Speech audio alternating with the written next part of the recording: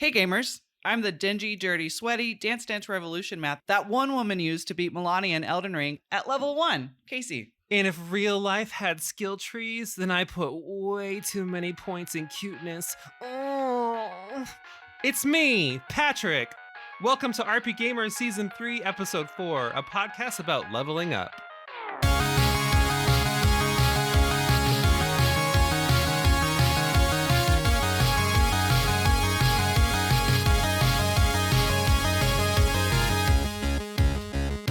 So, Casey, I'm not gonna apologize for my voice. In fact, I'm going to take it further, and maybe I'll just do it the full episode. So, why does leveling up feel so good? No, but seriously, why does leveling up feel so good?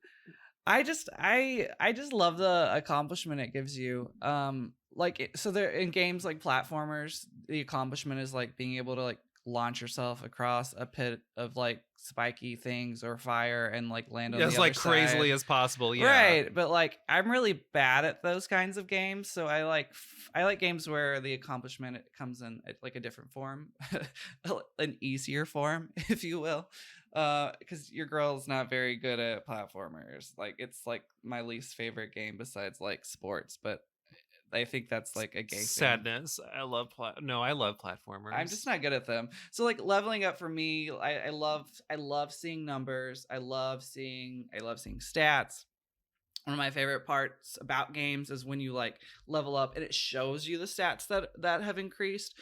Because I know Pokemon did that for a long time, and then maybe in like the 3DS, one of the 3DS games, it stopped. Maybe it's back now, but there was like I think it's still no, I don't think it is for the newer games, Right. but I think Sun and Moon might have been one of the last ones, or maybe Sword and Shield, where if that active Pokemon leveled up, it would show you. But like the Pokemon in the background, if you're using like experience share, you wouldn't see it. And it made me like, I was like legitimately upset when that happened. It's addictive. Like you get a little bit of Serotonin. endorphin. Yeah, like you get a little mental bump when you do it. It's kind of like when you play it's like a game within a game, kind of like a casino, like a casino game or an app game. You get that huge like, I gotta keep going, I'm seeing the numbers going up, I'm so close to this next level, let me keep going. For me, it's a little bit more about the progress than it is the accomplishment, because I think anyone can do it. So that doesn't necessarily make me feel like I'm accomplishing anything, but it is cool to see, like the investment. Just like if it was real life, like we talked about Stardew Valley a lot at the end of our first season. I think it was like episode 10. And the things that Stardew Valley and games like Cozy Games can inspire you to do.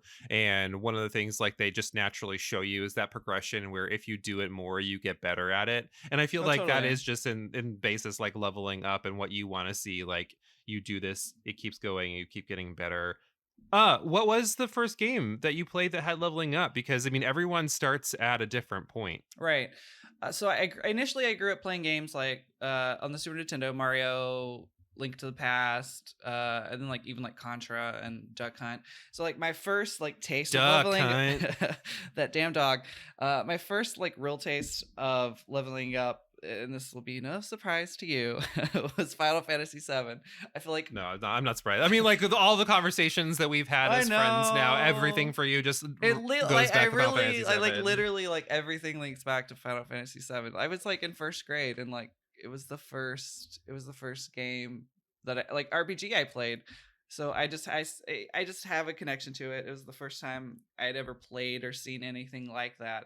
And it just felt good, and it's what hooked me on RPGs. And then a little bit after that, Chrono Cross, which I also love, and I guess Final Fantasy series as a whole on the PS1. What about you? What was the first game that you played that got you hooked? So Final Fantasy 1, I mean, we've talked about this, especially in the Final Fantasy episode, was the first RPG I ever played. But I don't know if I really felt as great about leveling up. Sure. As I did like getting new equipment, because in Final Fantasy 1, it was about like this cool stuff that I'm finding. Leveling up didn't really mean as much then. But in Shining Force 2 for the Sega, it's a tactics game. I know you're not really that familiar, right? Correct.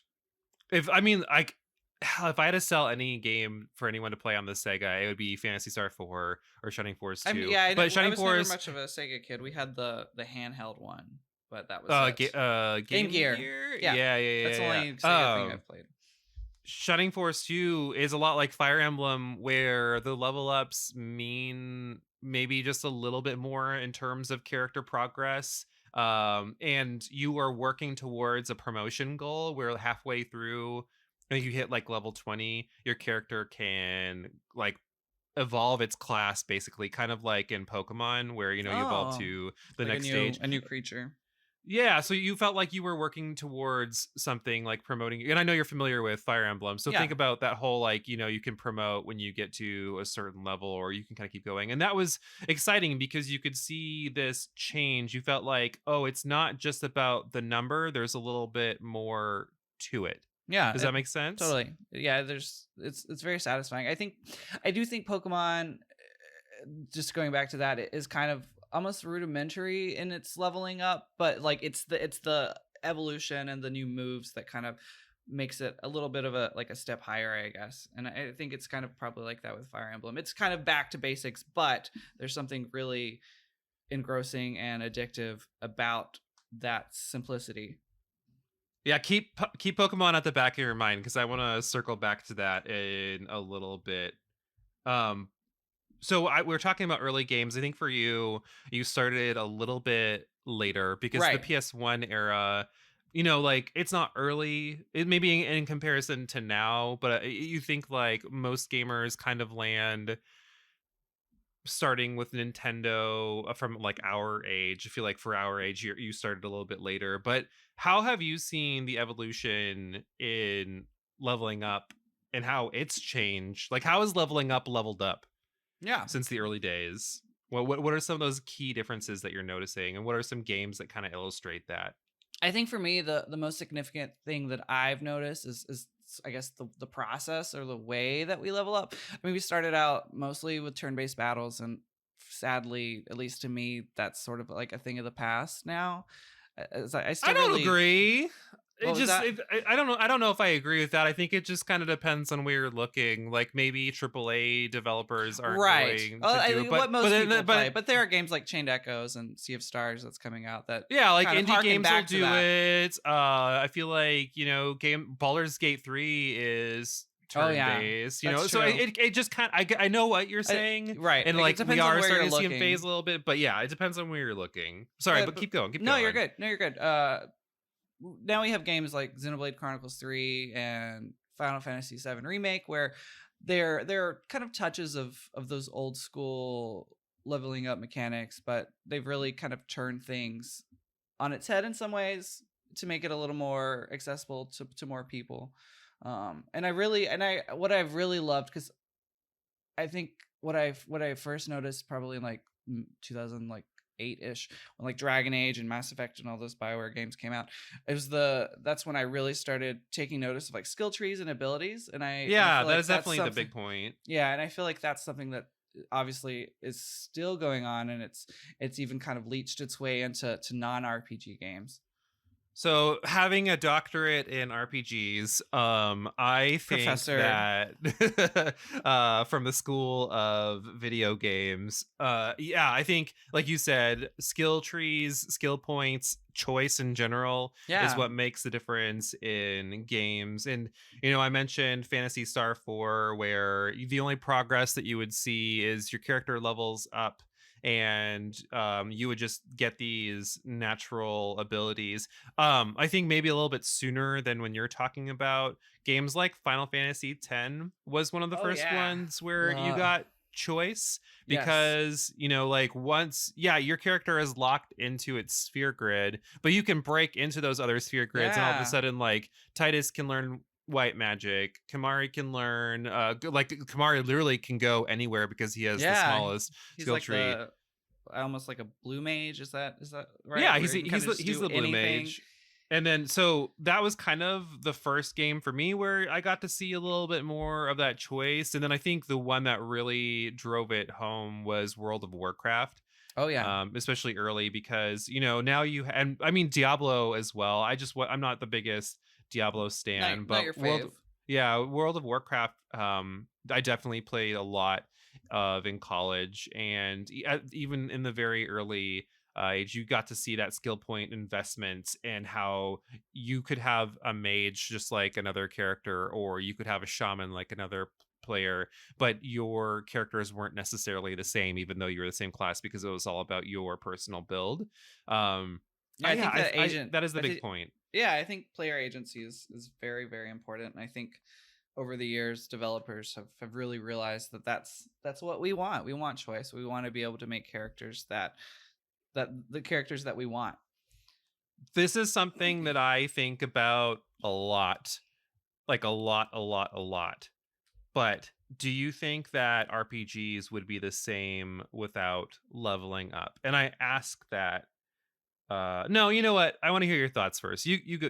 Let's see what you have, and then Sure. I'll give you that doctorate education. Yes, please do. Yeah, this is something I was thinking about earlier, and it's like, can you have an RPG without leveling up? It's such a staple. Obviously, there are games where like they do leveling up different, but it, I'm just like there are plenty of games that like highlight progression in different ways, but they aren't RPGs like Zelda or Metroid, where like you're unlocking items that might like push you to somewhere like a new place, or you can go back and unlock a new area. But like I can't imagine an RPG without leveling up it up in some way. So I am very very eager to hear what Professor Patrick has to say about this, because it's one of those things. I was like, I was like, what in the world, how does this happen?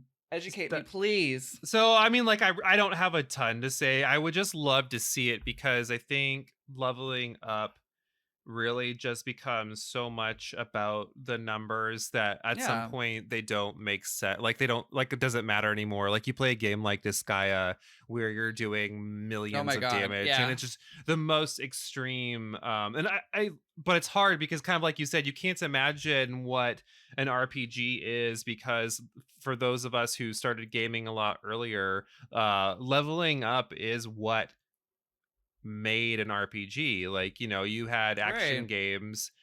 This is why I don't necessarily consider Legends of Zelda an RPG, because Yeah, I don't it either. wasn't a game like about the numbers like games like Final Fantasy was. And that's not discrediting it at all. But I would love to see games where you can still get like these passive abilities that might increase your health or your strength, and you have to earn them, or it's very based on your equipment build, but it's Mhm. not something where you are just like grinding enemies and killing. A game that Jason and I are currently playing, we've talked about it a couple of times now, is Outward. It is Oh, right. it's a survival RPG, and it's not turn based, so it does have that like benefit to it where it might work a little bit better, where literally you have like a base level of stamina of 100 and a base level of hit points of 100, and you literally have to go to trainers or complete quests to get these things that will increase your hit points and whatnot. And I like Okay. that because And you it don't makes consider it that like a way of leveling up, or I don't know if that's what you're uh saying or not.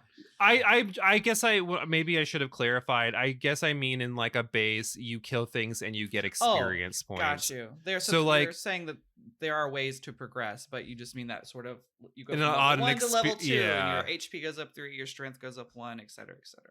Yeah, because I don't know how I feel about that in all the games, and that's why I mean it's not necessarily true to life, and not that games have to be true to life, but I think it's cool when you kind of take that element out, and I would love to see other genres try to do something like that. Like I told you to bank Pokemon. This is one of the reasons why I want to talk about Oh, it. I would sure. love to see a Pokemon game where it's not, maybe you get like skill points whenever your Pokemon levels up, but your base stats don't necessarily go up, so that way it might incentivize you to not evolve your Pokemon. Oh, And sure. like what you pick as your skills is kind of what develops it, and that might give you a reason to not evolve it, because maybe when you evolve your Pokemon, um it loses all of his skill points and it has to start over. So you decide I have Oh. this like lit Bulbasaur who I don't know if I want to make a Venusaur, because I mean like I love Bulbasaur and I love Venusaur, but if I had to choose, I would choose Bulbasaur any day. Yeah, But he's at some adorable. point he becomes obsolete. So what are some ways that we could change it so these like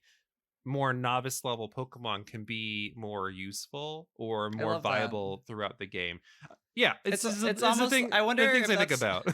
I wonder if that's the mechanic they use in the anime with Ash and like his Pikachu who is like God and like No, but can literally like kill. that Metapod that like Right. can move like 100 miles per hour in the second season of the show, or when they're doing Yeah. Johto, like it makes no sense, but like it's still cool. So and you kind of think about like, why would you ever want to keep a Metapod? It's like, well, because he trained it to be really good, and that's just not something that you can do in the games. So Right. I really like, I want to see what else can be done and what other things can be pushed aside from, okay, I'm level 100 now, like this slime can't even touch me. No, like make it more impactful.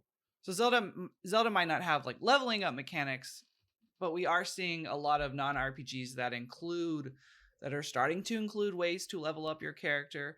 Um, how has this impacted those games?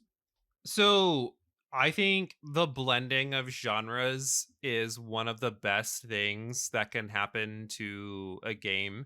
Um, Essentially there's a lot going on right now at the time of us recording about labeling genres in games, and there's a lot of discussion around the term JRPG I and wanted to ask how, you about that. Not yeah, necessarily on the podcast, but I was curious if you had seen that happening on the internets. I have seen that happening, and I'm not going to get into the discussion just because Sure. I'm not a game developer, so I don't feel like it's my Right. place. And it's And also I, not our topic today. yeah, yeah. So, But I will say that like um the more labels that you add to a game, you could say it could get really convoluted, but it could also be really great as well.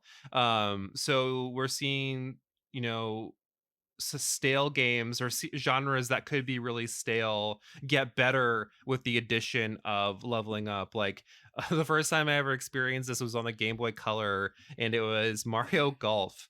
And I would oh, never would have I thought haven't played it. that a golf game, because I wouldn't have played it, would have been fun, aside from the fact that you get to make your own character and they level up. And from there, like you're seeing Batman levels up, or in the new Ninja Turtles game, which is a beat 'em up, your Ninja Turtles, if you play on one of the modes, level up as you go. And shooters like Borderlands, you level up, Yeah. as opposed to just like it just being specifically about the gun. And I think it's a good way for developers to keep gaming genres fresh, because it's adding something new. It doesn't 100%. necessarily have to be leveling up, but Yeah. were there any But games that you played where you're like, I'm really happy that this game had this element of leveling up? a handful. So, growing up, so like started playing on Super Nintendo, really became a gamer on PS1, and like my older sister, she loved Tomb Raider, and I really liked it too. It wasn't super great at it platforming, but I really love what they've done with the new trilogy, where they've sort of implemented the skill tree and ability system, and I've kind of seen that carried through obviously a lot of like PlayStation and Sony games like God of War. I haven't played the original, but I feel like it's definitely more advanced than the God of War 2018 is a lot more advanced than the older ones that were on like the PS2, Yeah, the PSP. older ones were very more like Devil May Cry, where you Right. get enough points to put it like currency to put in something. Sure. It kind of reflected leveling up, but it wasn't as refined. Sure. And then like Spider-Man as well. There's just so many different Oh ways yeah. you can kind of build your Spider-Man. So kind of like we were saying earlier with, I mean, obviously you're not playing with people like you are in World of Warcraft, but there's a lot of different ways you can build your Spider-Man. And for a gamer like me who prefers to have a game that includes some sort of like leveling up or progression mechanic, I really love the agency that it gives me. So I can kill enemies or bad guys in the ways that I want, you know? Do you think that there are games that don't need it though? Like, so we're seeing the lines get blurred, which is in some ways great, but sometimes it seems like every game needs it now. Do you feel like that is the case? Where it is Uh, happening way too much? sure. It depends on the game really. There's games like Elden Ring where you can level up and get your runes and like put points in and raise your stats. But then you have people like my intro where people are beating the main boss of the game at level 1. So it's like does Elden Ring really need leveling up? I think it's mostly there just to sort of give a sense of accomplishment. I haven't played it as much as you have or like Yeah, most people, but it's like a skill buffer in that right. And as sense. Like someone where who if you're not as skilled, which is okay, it's not an insult. Like it's one of the hardest yeah. games or Yeah. hardest genres or series. But it's a skill buffer. Like if you're not as Right. skilled, level up your character and things will get a little bit better. Yes, and I am not good at those types of games. I do think that for me, Elden Ring has been the most accessible Souls-like game I've played. I've only played Demon Souls, the remake, and Bloodborne, and I only got like an hour or two into those, and I was like, goodbye. But I find Elden Ring to be a bit more accessible, but I don't necessarily know that a game like that needs leveling up. But like you said, it's there to help people like me who suck and can't quote unquote get good. Well, I mean, like we were talking about earlier, it is a little bit of that endorphin rush. Like, oh, I only need 300 more souls, and I can, bump this up, and then I can equip this new sword, Right. or like finally cast this new spell. It's kind of like checks and balances of your build where you just don't have access to everything. At I think once. it's kind of, I think what you're saying is, which was what I agree with, is I would hate it if a game was just about the numbers, because I think that when games are just about the numbers, they lose the element of skill. And that's what makes Absolutely. other genres work. So in Elden Ring and Dark Souls, do they, if they were completely about leveling up, um the games wouldn't have that notoriety that they have of being difficult games, because you could just find the easiest place to grind and just stomp all the bosses. So True. when it becomes like a good balance of there, it still requires some skill, then yes, like it's cool. But I just kind of wish that, if a game is strictly an RPG, they really curb that leveling up. And like I said, for Outward, that's one of the reasons I love it so much, because it is, and I think the Souls games too. It's more about your loot and your actual skill and the perks that you get that make the game better, not the fact that I could go and beat up a bunch of monsters and like remotely or marginally get better. Does that make Yeah. sense? Like, Yeah, it's do you almost think like does leveling leveling up up? is like oh, I was just saying it just seems like it's almost like supplemental. Yeah, if it's supplemental, it's best. But so like dancing around this question and kind of what we talked about so far, and it's okay wherever anyone lands on this. And please note that like these are just our opinions, and like we still play all these games. But does leveling up make sense? Like with all the things that we're saying, does it make sense to you? I mean, I think it was created to give players like a sense of accomplishment, and I don't, I guess it doesn't make sense necessarily in some ways, but I think that was why it was created, just to make us feel better about ourselves, because I don't think it makes a lot of sense to like have a character who just kind of maintains like the sameness throughout. There has to be some sort of way that you're getting more powerful, because otherwise it's going to be kind of boring and uninteresting, I suppose. Yeah, I think it depends on how you view it. Like, yes, in some capacity, if you do something, you get better at it eventually. But if you look at RPGs or games with leveling up, you know, if you kill a monster and level up, everything gets better, and I don't necessarily think that makes sense. Sure. Do you prefer Um, like a game where it's like like depends, like kind of like in Skyrim You where it's already like know. You already know the answer to that. Like, yeah, I don't think that if you don't do something, it should level up. And I think a lot of older RPGs really had that where, like I have characters that are increasing their wisdom stat or their intelligence stat, but they've never once attacked. And like I don't, or no, they never once done anything magic, or I will never have them do anything magic. And I just don't think it makes sense to me. I really do feel like games should kind of focus more on that kind of like build or loadout. Sure. I think things like you learn spells just because you leveled up doesn't make sense to me either. Because you have this like what innate ability where it just like poof and you have it. Like I know you haven't played Final Fantasy 6 very much. You played like a little bit of it, right? I've gotten for like 10, 12 hours at some point. Um Celeste is one of the only characters who can learn magic on her own without the magicite system, which was one of the ways that you could customize your characters, which was pretty cool. But she can learn the 3 strongest spells in the game by leveling up. And it doesn't make sense because there's no reason why. She's just a character who was like Sure. given magic through science. So now all of a sudden, like for some reason, she can cast Flare and Holy at the end of the game. Like it doesn't make sense. It might make sense. Does it almost seem like they just needed another character who could have magic, and they didn't want to have them sort of have the big plot device linked to them? So they're just like, oh, we're giving her magic because of this little reason. I just think it's like a product of the time where, you know, you have a lot of characters in a lot of video games who are leveling up and learning. And I don't think it should always be as like technical as something like Dungeons and Dragons, where you go and you have to find the spell and copy it into your spell book.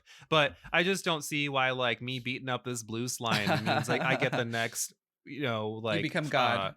right, like why do I get the next blaze spell, or you know, something like that. So yeah, I prefer games like Skyrim where you do it and you progress, and then maybe you can go to someone who can be like, okay, you can handle this second level spell now, I'll teach it to you, because it reflects your actions and your choices. Yeah, absolutely. We're gonna take a quick break and we'll be right back.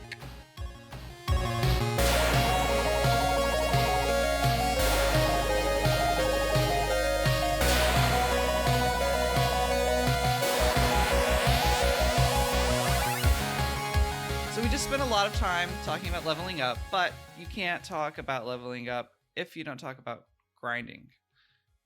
Like that thing that I do with my pillow? Your pillow, not Scott? Exactly. Please. This podcast just went from PG-13 to rated R. Right. Yeah, no, you're right. It's we can't talk about leveling up without talking about grinding. I don't grind for levels, but I do for money, because okay. I kind of feel like my loot is a little bit more important. Sometimes if I'm playing a game like Bravely Default, where they can give you the option to turn off the experience, I might turn off like character experience for a little bit, and then maybe job class, because that's more about the build, will stay on, and money will stay on. I think the only time I ever really do grind for levels is when you do a game like Dragon Quest, where things are going very great, and then you get to that like first major boss and it just wipes you because you 100%. like you are not that benchmark. I think Dragon Quests are consistently notorious for that, just because some of the spells are so strong, and it's hard to stay on top of like healing, because the spells are just so high in damage. So that might be one of the few times. But yeah, I think grinding doesn't really teach people to rely on their skills and to like develop that tool that you're working on and honing. And I'm not shaming anybody that grinds, but I just don't try to over level, because I want to see what I can do on my own, and I want it to be an ugly battle where I did my best to beat the enemy, as opposed to, oh yeah, I went and fought its minions for 7 hours and now I stomp it. What about you? Like, do you spend a lot of time grinding? I do not, unless the game kind of makes you, like you were saying with Dragon Ass. My first thought was Atlas Did you say games. Did you say Dragon Ass? Yeah, Dragon Ass. No, like Dragon Ass. Dragon Quest. My first inclination was Atlas games in general, Persona and Shin Megami Tensei games. I always find myself having to grind there. I've been playing through Persona 3. I had COVID a few weeks ago, and most of that time I spent laying in bed playing Persona 3, and I got like 15 hours in, and I kept having to grind to beat like the boss to get to so you could go higher in Tartarus, and like not for like super long. So it wasn't me trying to grind so I could stomp it. It's just like I think I was just progressing through Tartarus too quickly, and then I'd get to the boss and it would wipe me. So I'd have to go run around. But I think part of the fun in that is, at least in games like Shin Megami Tensei and Persona, is that I think the battling system is just very satisfying with sort of the weaknesses, and then with Persona being able to do an all-out attack. So I think it makes the grinding at least somewhat fun. So yeah, I think that's a good point where when the fun comes from the challenge, it's better, because it's not, that's like, you could try and skill your way through it, um but leveling up a little bit doesn't hurt. I think maybe it's not so great when it's so heavily a part of the loop, though. yeah, I talked to a lot of people in some of the groups that we're in. Again, this is no shade. It just, like, personally, it doesn't make sense to me, because I think the grind just becomes more addictive than it becomes fun when it's a part of the loop. Like, talking about MMOs, which is one of the reasons why I don't play them anymore, or a game like Diablo, where I just don't necessarily find the game fun because grinding is the entirety of the game and it's sure. mindless. Um and I don't find that enjoyable. I feel like it's more of just like an outlet for whatever your day is. It's like a good way to decompress, but I don't necessarily think it's good. Does that make sense? It does. I get what you're saying with Diablo. I don't mind it because I enjoy the aspect of the grinding leading to randomized loot. So that part for me is fun, but I guess the act of mindlessly exploring and that part for Diablo is less fun. But I mostly do it for what I might find, not for the grinding part, if that makes sense. Yeah. Okay. Let's get into some deeper stuff in our conversation now. I want to spend a bit of time here for leveling up. What are some of the, because I mean, like, at the end of the day, of course, it's just you do something, you get experience, you get better. But not all of the games treat it in the same way. So, what are some of the best ways or the more unique ways that you've seen leveling up implemented? Let's kind of like volley some back and forth Yeah. and get to this discussion. Why don't you start us out? We already talked about this earlier. I think you brought it up first, but the spear grid in Final Fantasy X. I really What's a spear grid? did I say it wrong? Is that my southern that my is slight my I've been waiting to call you out on this one sphere too. Yeah. sphere Sphere. sphere. Oh gosh, yeah. I think I probably said spear my whole life, and now my whole life is a lie. I'm just gonna Yes. get now off of and this now right the world now. knows. Yeah, it's my southernness coming out, dropping letters.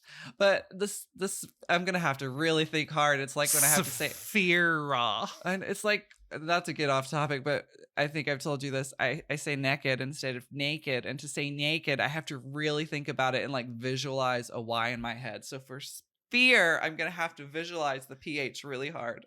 Which So is funny because it's there. I know, but yeah. But so the sphere grid in Final Fantasy X is one of my favorites. I still like when I went back and played, I don't know, maybe like 25 hours a couple of years ago of it, and it's still, and I played the re-release with, I think they have is it the international sphere grid, is that what they Yeah. call it? And I really dug that. It's a little more open, less everyone's in classes, but they still kind of are. But I think that it, well, it can seem limiting. There's just ways to really grow your character. Like if you find a warp sphere, you can you can drop Waka over by Lulu and he can learn a few things. And then if you get another one, you can bring him back. So I really love that part of it, because Final Fantasy before that had been so sort of you're level 1 and then you're level 2 and these stats increase and you might kind of equip a magic or learn a magic. So it Well, and was a then fun. it was more about a bit like in Final Fantasy 9, it was more about the abilities. Like, Yeah, you which had those ability points that you got, but yes, I that's wouldn't also another one of my necessarily say that favorites. that is a part of leveling up. It is a way of like diversifying Progressing, your progressing your sure. character, but I don't know if that really fits in with just the leveling up discussion. And yeah, like you said, Final Fantasy 10 for console gamers was one of the first games to let you kind of break into specifics of your character. I'm sure there are other games that did it that let you Mhm. customize more, but I think that was one of the first times where it was just more naturally part of the build of the game. Believe it or not, I think that Paper Mario and the Suikoden series have a Oh, really great ideas for leveling up, even though they're linear. Do you know what I'm going to say? Do you know why I think they're pretty good?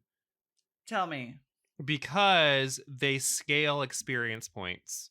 Oh, sure. So I I haven't really played like them, that. Oh, go ahead. so I would say I haven't played them. So talk to me a little bit Okay, so I know you how they hadn't played work. Suikoden, but you haven't played Paper Mario. Well, I've played because it's on Oh, what are Nintendo you? Switch Online Are now. you a gamer? I am, but I played maybe like an hour because after it came on Nintendo Switch Online, I played it for a bit and then I stopped for whatever reason. So I like the idea of scaling experience points because it really lets you not have to worry about like fighting weaker monsters. You don't there's just no reason to. It The game is designed so that way whatever you have can get you through whatever challenge is thrown at you. Sure. Like it's more about the items, it's more about the runes you put on your characters in Suikoden. It might be a little bit more about the party composition. Or if you want to like switch in, switch out characters in Suikoden, like it's just very easy to level them up, but not over level the rest of your party that's helping them level up. And I just really appreciate that for someone who doesn't like being over leveled, because it is teaching you like, no, this is as much as you need, go make the most of it. I need to play Suikoden. I'm very much Well, looking forward to. you'll get to soon. I know. I'm very excited. I don't know if Because you'll get too much out of Suikoden 1, sure. because it's the first one. It has first game itis. Like, definitely had some good ideas, but I do agree. Like, Suikoden 2 is the one where it's a lot more refined. This might be a hot take. I don't think the games are as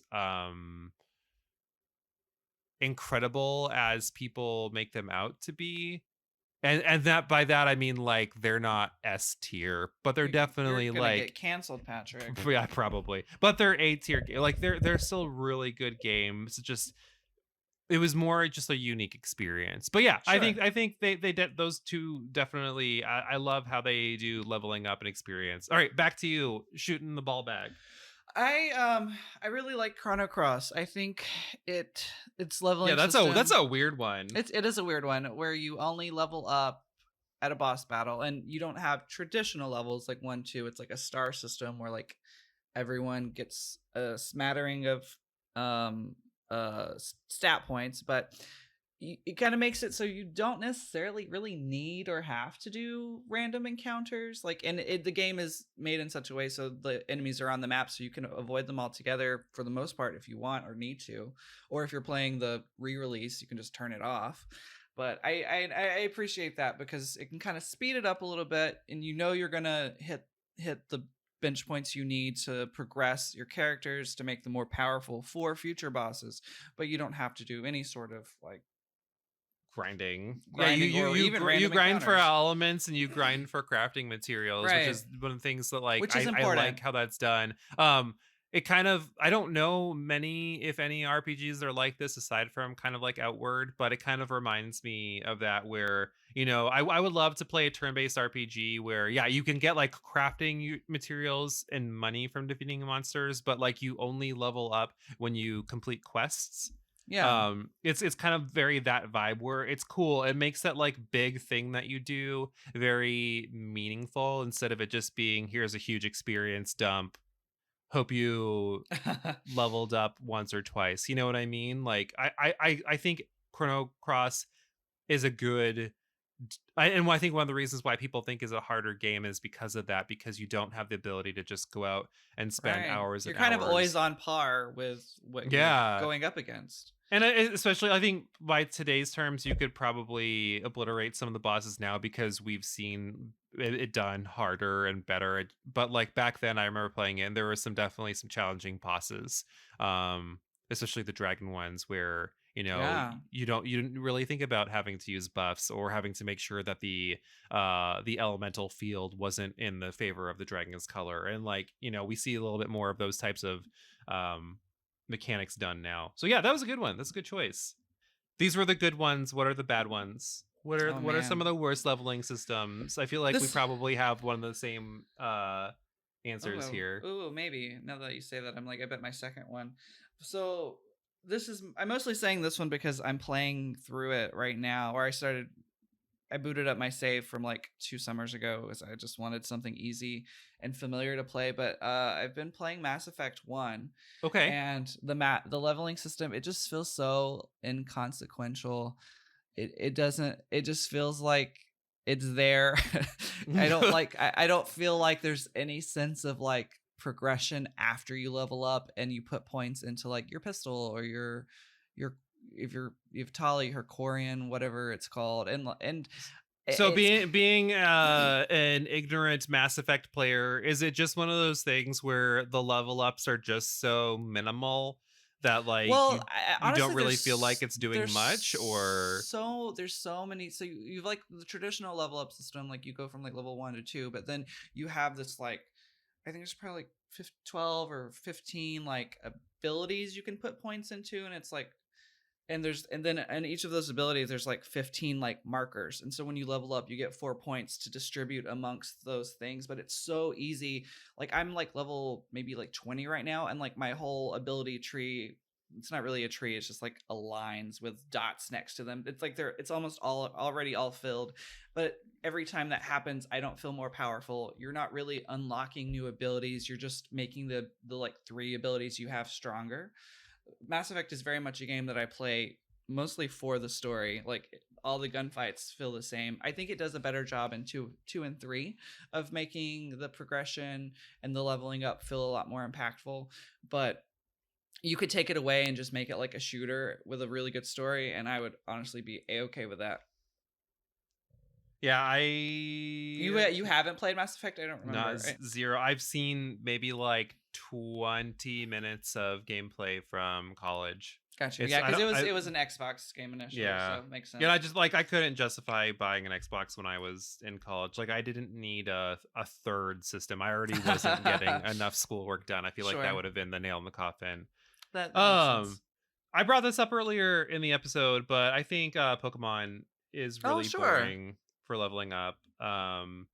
I just think Very rudimentary. any game where you're just getting stats and abilities, I think is really boring. Again, I would love to see it done like Dragon Quest 11, where maybe like you just have this grid of choices that you can invest points that you get maybe when you level up, and you kind of build like a fast Bulbasaur from there, and like Yes. there are moves when you're making choices as you go, so you can kind of progress your character like that, as opposed to Bulbasaur always learns it at level 32. Bulbasaur always evolves at level 16. um I want to see it more. I want to see them really try to challenge and break the mold, because everybody does talk about like, oh, Scarlet and Violet was so great because you can go to different places and different orders and but But like, it's still the same in like in the most basic way, like for yeah. leveling.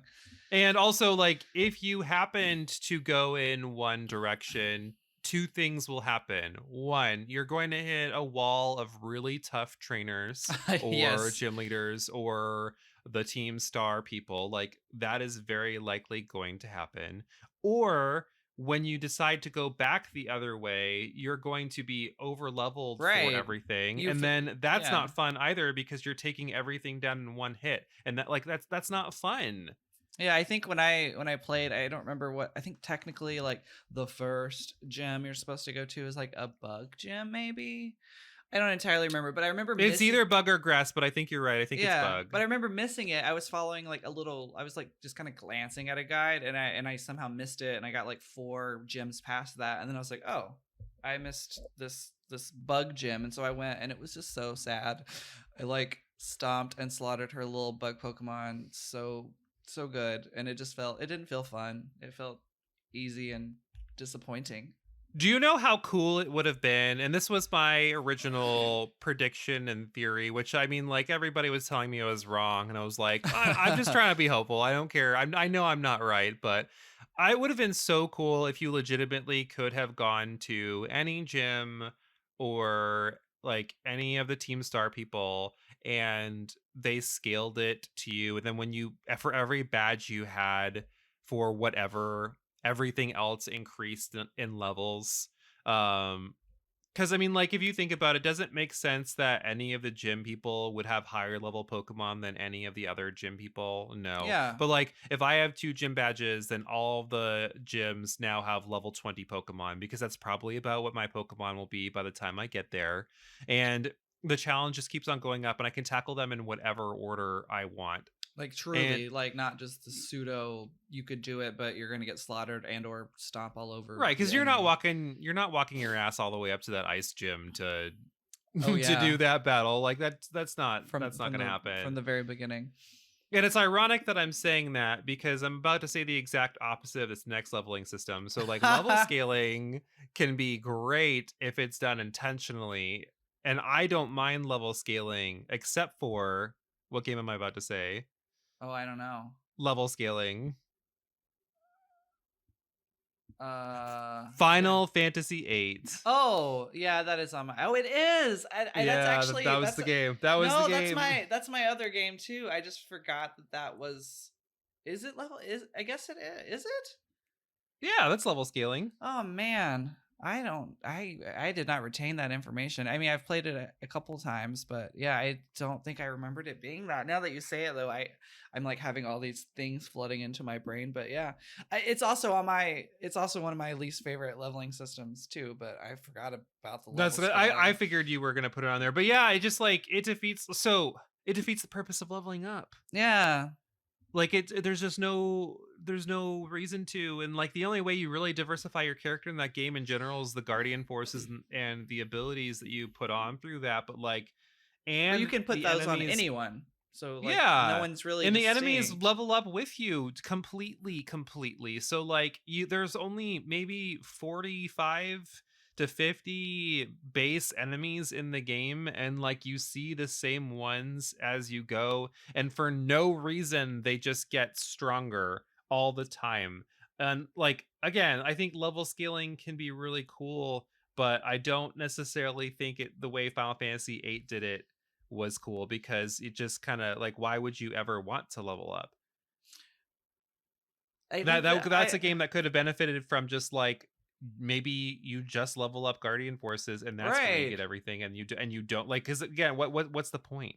Right. There's no You point. can I feel like I've seen or and read things where you can beat the game like at level whatever you start at. I don't think it's one, but Hmm. maybe. But because it's so dependent on the magic you have that's equipped to your guardian force on your stats. I mean, if you I think in the first like 2 hours of the game you can draw life from something at some point Yeah, it's and a you can make your speedrunner's dream. It's a speedrunner's dream in a way because like you don't have to worry about those things, and it really just is about manipulating the systems and whatnot. But like I still enjoy battling in games. yeah, and Like it's still I appreciate what fun. they kind of were trying to do, like outside of level scaling, like with the junctioning and guardian forces. But it feels uneven and easy to like cheat the system. I mean, and not, when I the most time I've spent on that game is when I was a kid, so I, I wasn't smart enough to realize that I could have cheated the system. But you know, it doesn't like when the remaster or the remaster came out a few years ago. I played it and I got, I think, on the second disc, and I was just like, I think I'm done. This isn't. I feel like I stopped at the exact same point. Yeah, I think it's after you wake up in your Laguna again. I was just like, yeah, this is just not hitting But in the way that I but want I it will to. say it is a good story. Yeah, oh, it's Like great. for all we rip that game, like it mechanics are weird, but the story is a really good story. And you get to go to space. You get to go to space. And that's every kid's dream. And on that note, we're going to take a quick break and be right back. But while we're gone, why don't you head on over to our Twitter or Instagram or Discord at HeyRPGaymer. Leave us a review, join in the conversation. We're finally starting to build that community that we've all wanted. It doesn't matter if you are gay or straight or trans. Everyone is welcome to be a part of our gaming discussion. We would love to have you.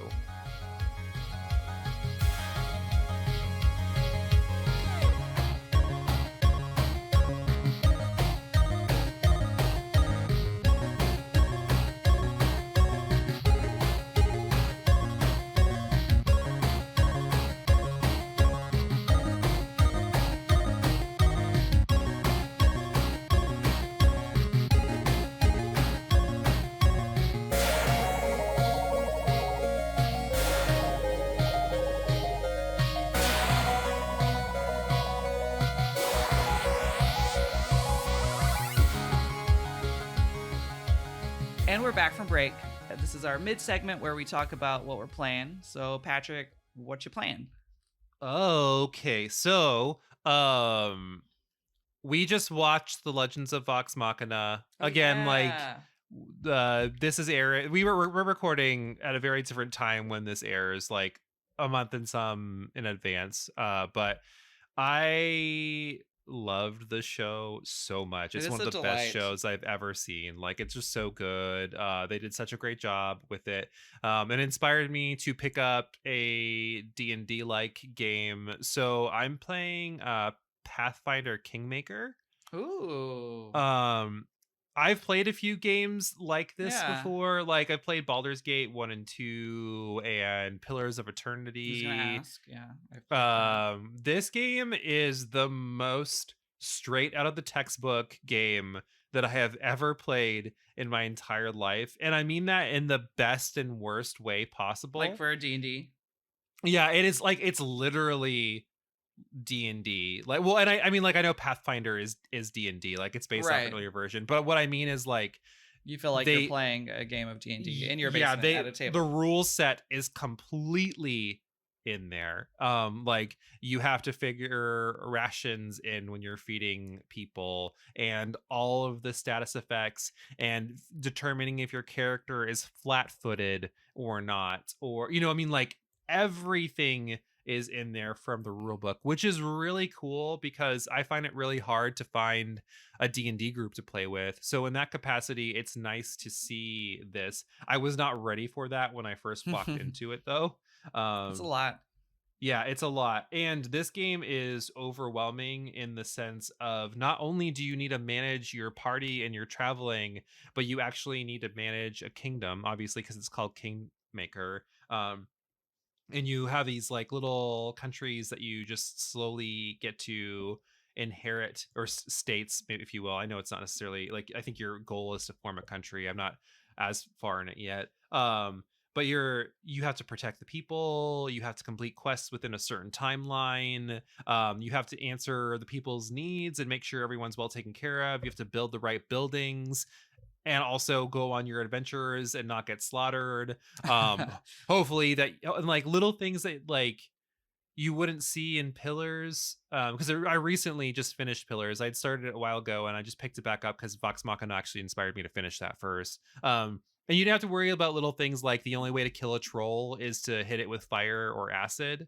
And in Kingmaker, you do have to worry about those things. Like you could literally get screwed out of some battles by not having the right items or Oh, spells or yeah. So like it's like they throw everything at you. they throw everything at you and like a DM wouldn't do that because or they would find a way for you to manage what's going on, but Kingmaker doesn't have that There's no because it's DM. a yeah there's it's just the game is just generating it, and there's this whole section on trolls right now, and thank god like I have a couple of mages as backup. It's not the best on side character development. I think that's one thing that some of the other series have. Like I really felt like in Divinity and Pillars, I really got a sense of those other characters. In this one, they're not developing as much. But I heard that the other Pathfinder game, they do a better job with it. But I like it. Like it's good. And it was cheap. Like I got it for $7 on sale. So Ooh, yeah, I think definitely I might own it. I don't remember. I feel like I own a lot of like I own the Pillars games. I own all the like Divinity. you know how I own a sometimes lot of when them, but I don't play them a ton. sometimes they advertise games as a 100-hour game and you're like, whatever, I'll beat it in 50. This is one of those Yeah, games where I'm like, oh, this is going to be a 100-hour game. maybe a 150-hour game. Yeah, maybe. Like Persona 5 territory there. Oh, quite literally. There's no fast way to get through that game. Well, how about you? What are you playing? I'm going to talk about two games. I won't talk about either of them like for a super long time. But I said this earlier, but I've been playing the first Mass Effect mostly just because I really want to replay 2. I love Mass Effect 2 and I like Mass Effect 3. Do you get to carry things over between the games? Yes, which is the only reason I didn't start with 2 because well, right. That's kind of what I thought you were leaning towards. When you start with 2, you can pick choices, but it's like I want to make the choices in the game, even though Yeah. I don't know. It feels silly, but like I could literally just, but I want to have that experience. And so that's what we're doing. I did make a female shepherd because I like Jennifer Hale's voice better than whatever the guy's is. But now I'm like, oh, but I can't be like, I can be gay, obviously. I could be like a lesbian, but I want to be gay with Kaden. And you can't Is be that gay is with a character that's not in well, first? he's you can romance. I think you can romance him as either you can't romance him as a guy in the first one, but you can romance him as a guy in the second one. But Does that make you mad when that happens, or are you okay with that? I'm okay with it. If I remember correctly, in one there's not any like male same sex romance options, so that's why they I don't know if they made him gay. Maybe he was. Well, I guess he wasn't gay in the first one because you can romance him as a woman.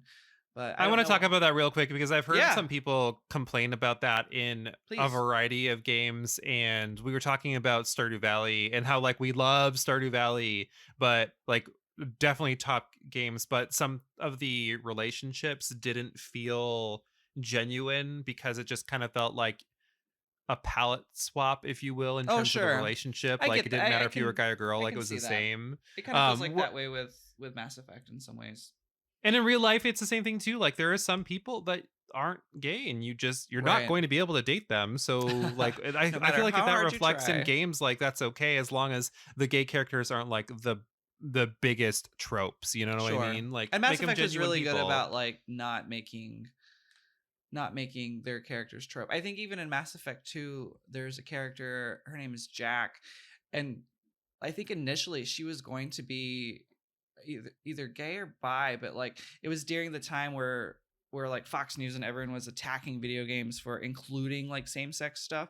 And So so stupid. BioWare kind of bent to their will, and I believe people might correct me if I'm wrong, but I know she isn't a lesbian in the game, but I think she's straight, even though they fully intended to make her gay. And it's just really disappointing because like I don't want to get like too stereotypical, but a lot of her character design and just the way she acts sort of lends itself to they probably wrote her with being gay in mind, and they just didn't go through with it in terms of romance options. Yeah, at the end of the day, the game has to sell. Yeah. Speaking of lesbians, I've been replaying The Last of Us 2 as well, part 2. I think we've talked about it a little bit. We both found it. I mean, I don't know how you can play it and not find it incredibly heavy and depressing, but that's the reason I'm playing it is because part 1 is airing, and I was like, I'm gonna wait till it's over and then I'll think about it. But I'm just like, I remember all the really big moments in the game, but I wanted to. I was like, I just need to play it, and so I'm like maybe like 4 hours in, and It's so good, and it's making me really excited for season 2 and getting to see some of the characters from 1 and how they're going to approach. This is like minor spoiler, but there's a time jump. People are older, so I'm excited to see. Well, so I'm wondering, I don't know if they've confirmed that. Like, I'm sure they're going to do an in-between time jump season. I can't imagine them They just said like season 2 will be part 2, like it'll be the game. But like it may not. in But it may completion. not be. But it may not. It may be 2 seasons. They said, or Craig Mazin, who's the director of the series, said recently in an interview that that he thinks part 2 has more than 1 season's worth of story. So that's as close as confirmation we've gotten that it won't just be a season for part 2. So I can't imagine them. I can't imagine them fitting all of part 2, which is like what, a 25-30 hour game, and part 1. Yeah, much longer than the first one. Part 1 is like 11ish or something. So we'll see, but I'm really enjoying it, and it has been heavy, but it hasn't been so heavy I'm regretting it, but I know that's coming. So I may fall into a deep depression soon because of the game, but that remains to be seen.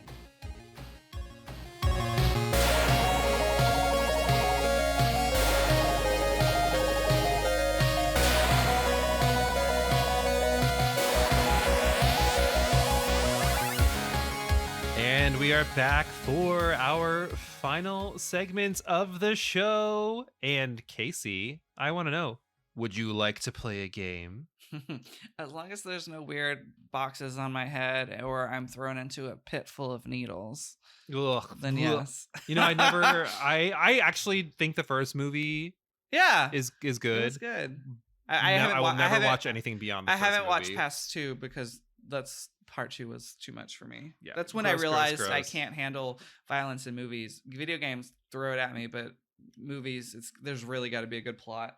Well, for this game, I promise you, unless we get mad at each other, there shouldn't be too much violence. But we're actually going to play a game that we played a full year ago. Jason and I, when we were doing season 2, episode 4, played a game called Game Jumble, where we took the title of a game and we had it like jumbled up into other words, anagrammed, if you will, and made some hilarious words out of it. And we had the other person guess what the title of the game was. We're going to do it with characters. So an example, and we want you guys to play at home. So what we're going to do a little bit different than the last time is not only we're going to say what the anagrammed word is, we're going to spell it out in case you want to write it down at home and try and guess yourself. Before we do. So last year, for example, our sample was the words nasal Tiffany. So NASAL and then the name Tiffany. And Casey, do you remember what that was? I do. Final Fantasy. Yeah, it was Final Fantasy. So we're going to play a game just like that where you rearrange the letters and guess what character is given. So, Casey, I feel like I always go first in these games, but why don't you go ahead and start us out? All right. And you would like me to also send this to you in chat so you can see it. Is that correct? Yes, that is correct. Okay. So I will say it first. By Iguana Shack. By Iguana Shack. Okay. BIIGUANASHACK.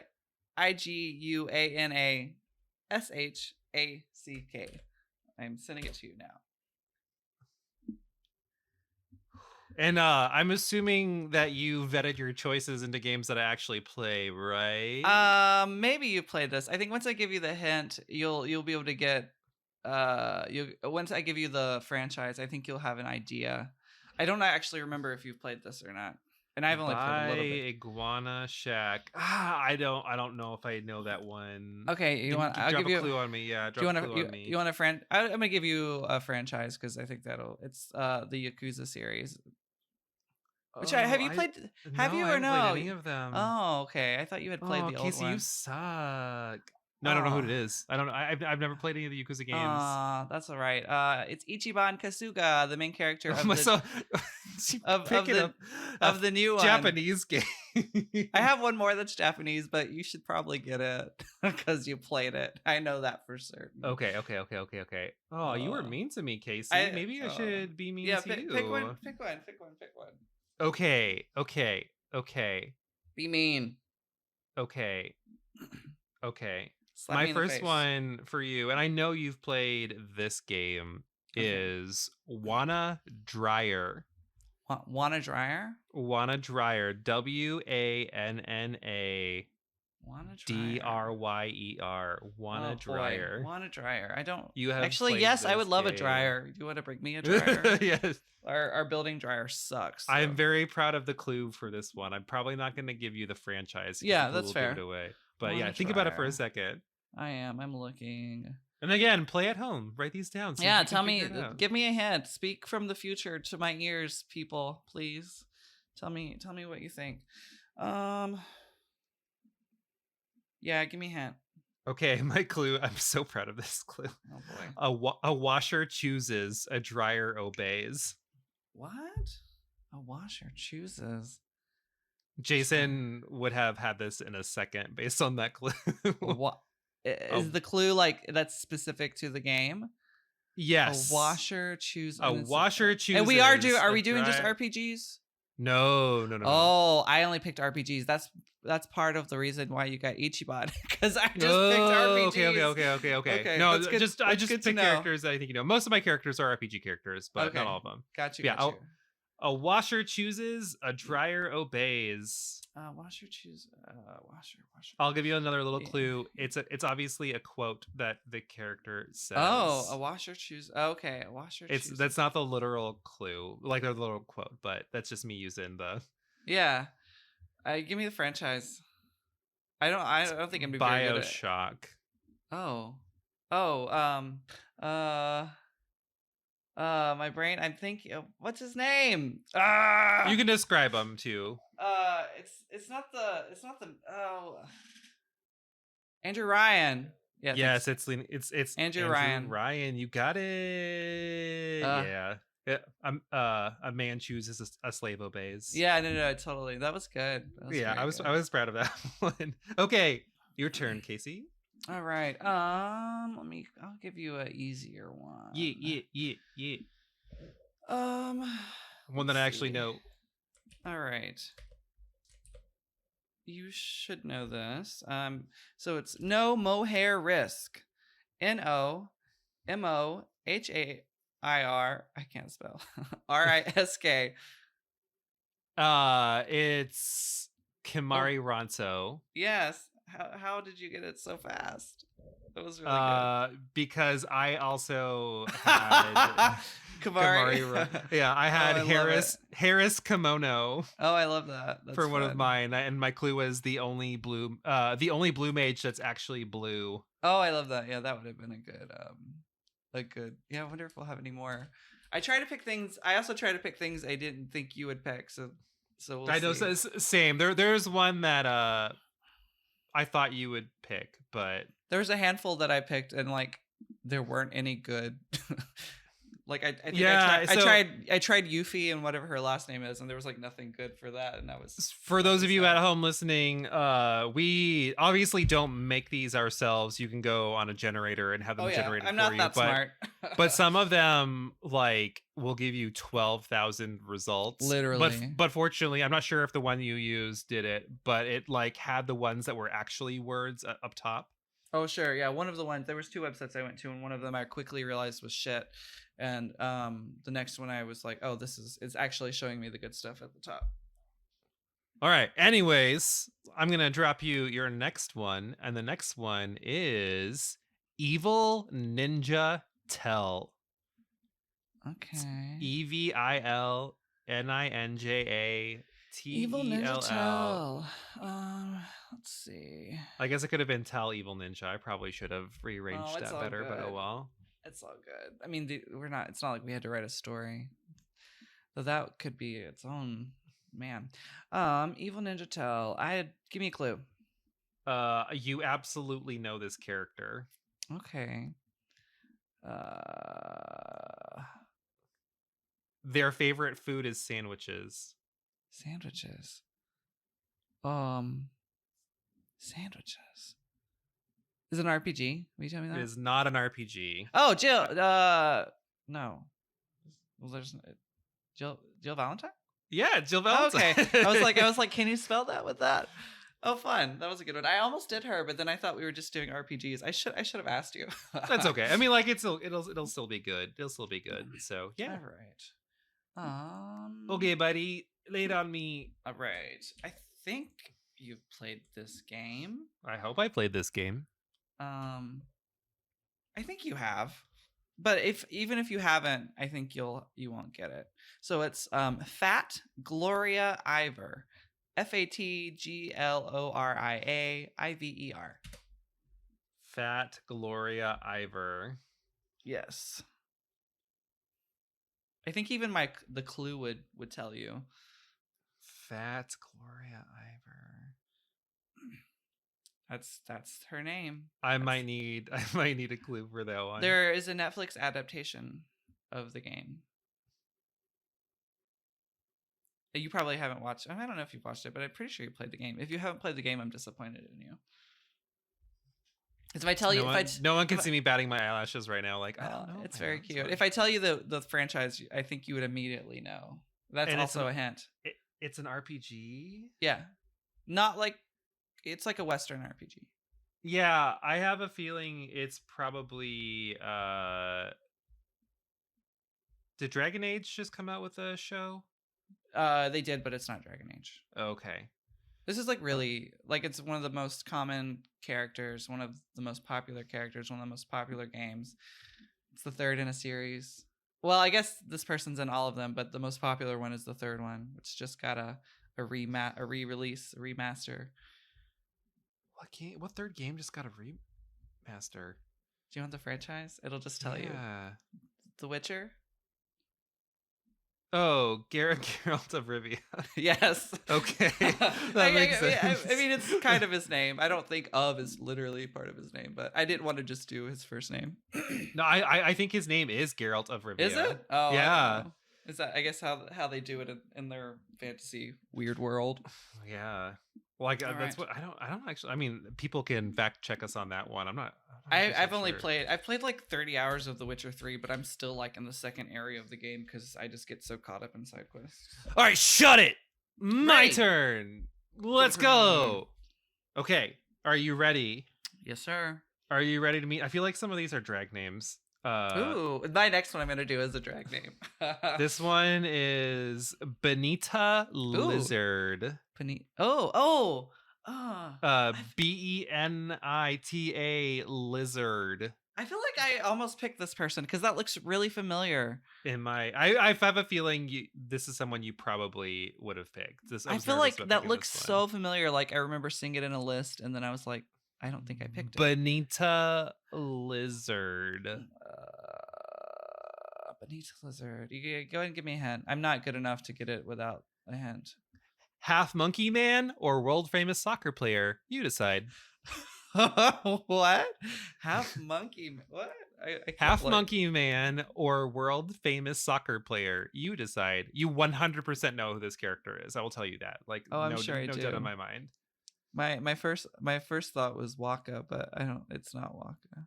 It's not Waka because there's no W in it. There's no W, and also the monkey part, and it's not quite soccer. I will say that you are somewhat barking up the right tree. Sure, soccer. The right IFA tree. Is it literal? The right what tree? The right IFA tree. Is it IFA tree or LIFA tree? Oh, LIFA tree. Lizard. That was a clue. Oh yeah. Who has a Z in their name?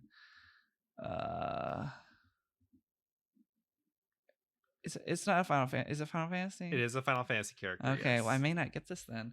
No, this is one you 100% think of the Final Fantasy characters that you know. I definitely kept it in that realm. Right. I'm just the Z. I'm just like I'm fixating on that Z. You should fixate on that Z because that is what should make it the easiest. Zidane Tribal. Yeah. Or however you say his last name. Is he has a monkey tail or? Soccer? What? Yeah, What named is this? after the soccer players. Oh, that's Zidane. right. Yeah. I do remember looking up his name once, and I was like, "There's a soccer player who has his name." Yeah. It's wild. Okay, this one, kind of a dragish name. It's fun. Okay. Candied Rack. Candied Rack. CANDIEDRACK. Oops. Also, I want to point this out for some of our listeners too. Some of these are really hard to come up with because some characters just don't have last names. No, or they just I think at one point I had. Well, I'll tell you that later. But yeah, so Candied Rack. Candied Rack. How many words are in this name? 2 words. I know that was one of the things Jason and I did last time we played. Oh, I thought about asking that earlier, but well, so we kind of had to because it was game titles, you know. Oh, so sure. like it could have been like 5 words, you know. Oh, sure. It could be like an of or an a or a the. Yeah, makes sense. Candied Rack. Why don't you give me a little bit of an abstract clue there? But you rescue him from a cage in one game, in a little town, and then he portals out of there. Portal should help a bit, not like the game Portal, but there's a portal he uses that is a mechanic of the game. I don't know. Franchise is Diablo. Oh, I don't know Diablo characters' names. You played it though. He's like the most popular. Stay a while and listen. Do you think that I paid any attention to what was going on in Diablo when we were playing it? Did you not play 2 as well? Oh, I haven't played 2 since I was 15. It's been you're like 20, Patrick. It was only 5 years ago. Because I look 20 doesn't mean I am 20. I'm dead on the inside. Stay a while and listen. Doesn't I don't stay know a while. Deckard. King. I know who you're talking about. Okay, Deckard. Oh, okay. I knew who you were talking about. You could have described it. Would have worked. Yeah. Boo! Oh man, Boo! I got so fixated with RPGs, and all the Japanese names were not helpful in creating words, so I went for more English-sounding names. Okay, are you ready? Yes, give me a hard one. You want a hard one? I mean, I gave you Candied Rack, and that was hard for you. So I'll give you probably one of the harder ones, even though you couldn't even get Zidane. I did. I got Zidane. Oh, how many clues did you get to get Zidane? Like 236, but all right, I got him. Meet Read Remake. READ REMAKE. That seems like it would be easy. Oh, sorry for talking over you. Read Remake. We'll see how easy it is. Okay. I'll tell you, this character does have a last name, and they do not often go by their last name. So, like in the game, they mostly you just know their first name. Yeah, but they do have a last name, and you do like hear it and see it at some point. But okay, but you would definitely know his character. You definitely know their first name. Okay, is it an RPG? It is an RPG. Okay, good to know. Can I ask one more question? Yes. Is it a JRPG? Not to get into the semantics of that, but or a Western RPG. It is a JRPG or made in Japan. We have talked about this game today. Oh, okay, good deal. Let me rewind my brain. Read Remake. I'm fixating on the K. I feel like it's got to be starting with or near the. Here, I will give you a more specific clue. Is she the villain, or is she another puppet? Oh, is it Ida? No, you're not saying it right, but yeah. I don't know her last name. Adia. What's her last name? Adia Kramer. Oh, yeah. From Final Fantasy VIII. Yeah, Final Fantasy VIII. Oh, for a second, I thought you were going to correct me. I was like, that's not right. No. Yeah, from Final Fantasy VIII. You got it. Yeah. Nice. Hooray. I only needed 234 hints that time. Let's do one more each, then we can be done. Okay. Let's see. I will do this one because I know you know the game and I know you know the character. Like 120% positive. Are you sure? Because you've said that about 2 already. No, I know you. I'll give you a preemptive hint. He's been in one. I guess there's a hint. It's a guy, but he's been in a video you've made. So okay, on our YouTube channel, RPGaymer. Right. Go follow us. Check it out. All right. Wait, we have a YouTube channel? It's secret. So Just Mania Kit. Just Mania Kit. Yes. You're supposed to be spelling these, homie. Oh, yes. JustMania